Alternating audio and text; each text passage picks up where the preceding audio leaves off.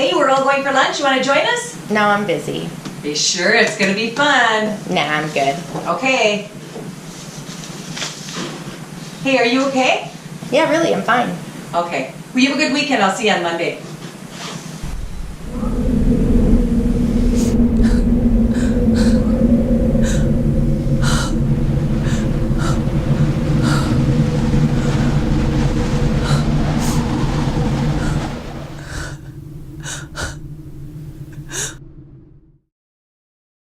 What you just saw is a rendition in the day of the life of me and my struggles with depression.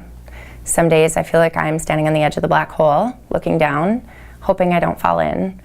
And some days I'm hanging onto the edge of that black hole with one finger and hoping I'll just make it through the day and not fall all the way down.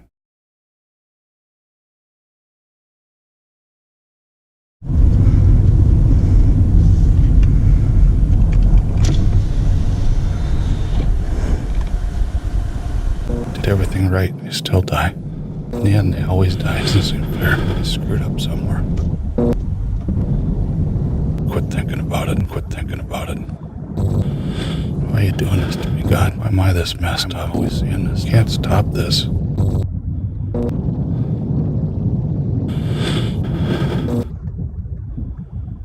I can't do this anymore.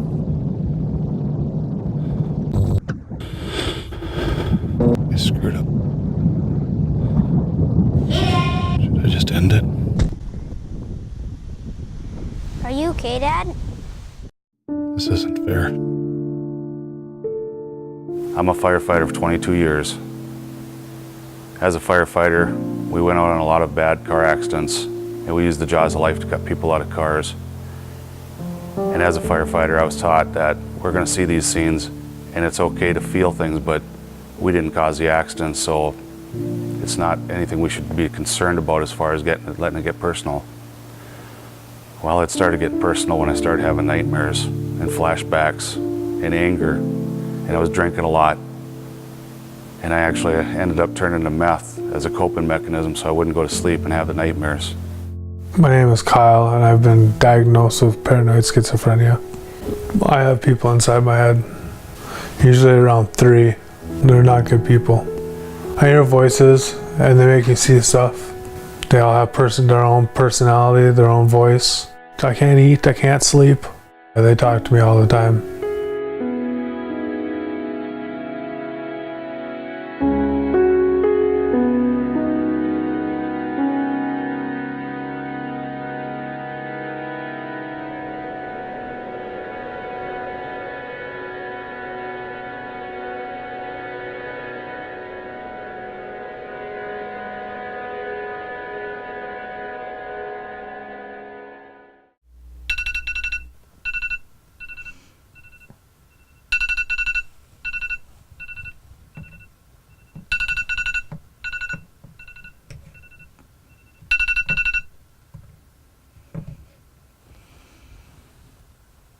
I know you only got 30 minutes of sleep, but you need to wake up right now. I wouldn't bother with your hair and makeup because you're going to look awful anyways. You are pathetic. Are you stressed yet? Are you awake yet? I'm sorry, are you having trouble breathing right now? That's because you're weak. Is it hard to breathe?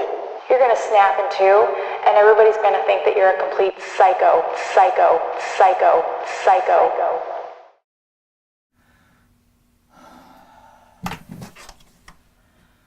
I am losing my mind.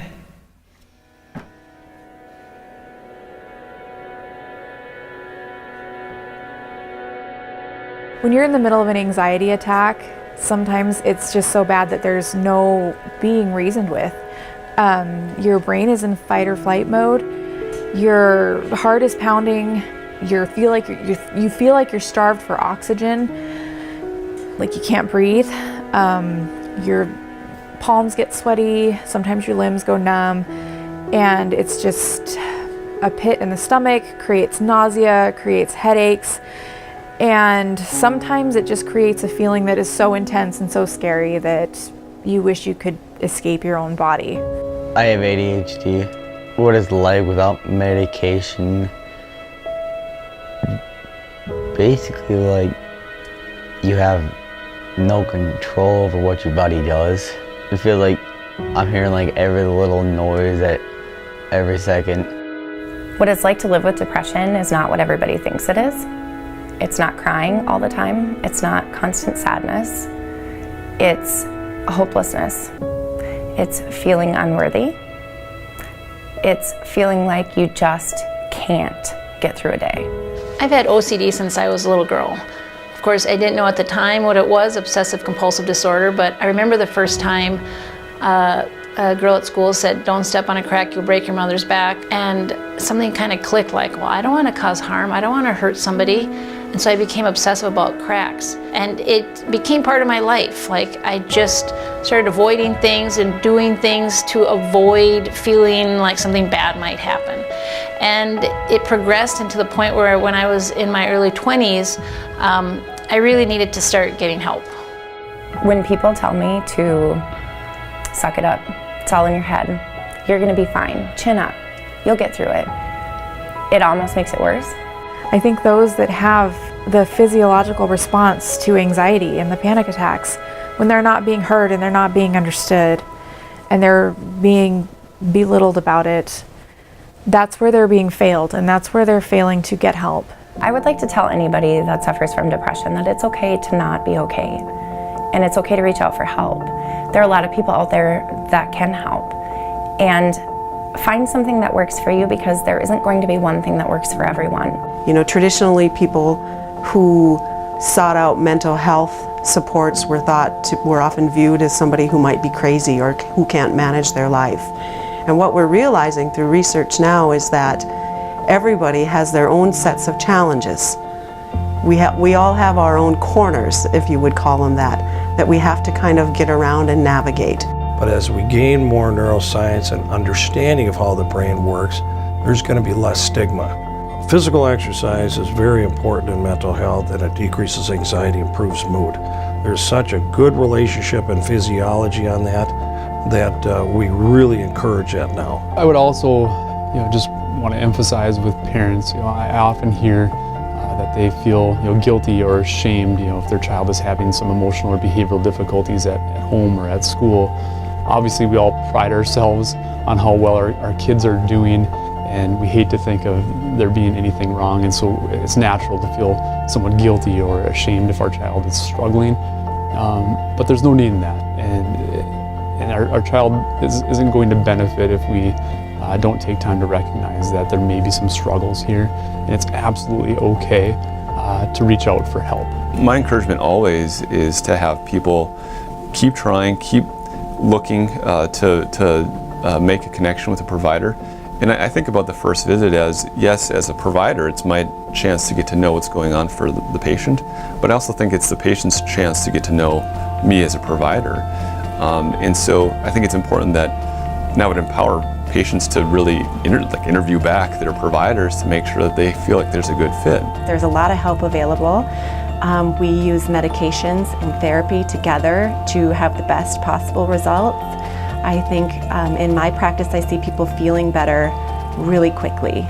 And then they come back to me later and they say, here's where I came from and here's where I am now, and I can't believe that was me. I had a peace inside after my therapies, and I felt a lot younger and happier, and I was dealing with my problems in a different way. I was starting to debrief and talk about the things that I had stuffed way back in my head from the things I've seen. And once I started talking about it, I could replace those bad images with new images and good, happy thoughts.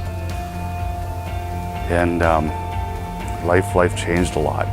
I can see the outside, I can see the beauty outside, I can see people's faces again. I can feel my emotions, I can feel love. I didn't have that before. I was numb. I have the honor and the privilege of walking alongside people in their recovery journey.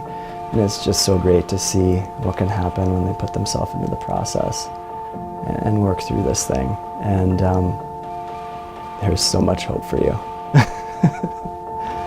So much hope.